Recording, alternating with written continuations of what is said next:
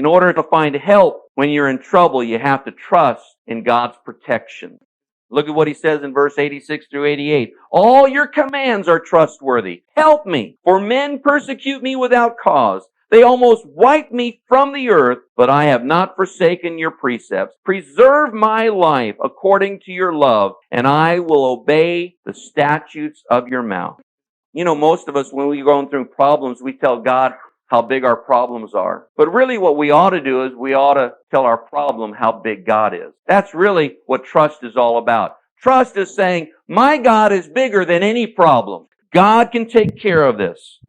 Now the problem is this. When you have a problem and you see God's promise, there's this great big gap between the two, isn't there? How do I step across from my problem to God's promise? It's a step of faith. That's what trust is. You're saying, okay, God, I've got this problem, but I know that you have your promises in your word, and I'm going to claim your promise. By faith, I'm going to believe in it, and I'm going to trust in you. Now, a lot of times people think that trust is this great big giant step, but it's not. Most of the time, trust is just little tiny steps along the way of life, moment by moment experiences, just every single day. Now, if you don't get those little moments down, if you don't get those little baby steps down, you're not going to be able to take the giant one for God. That's what trust is.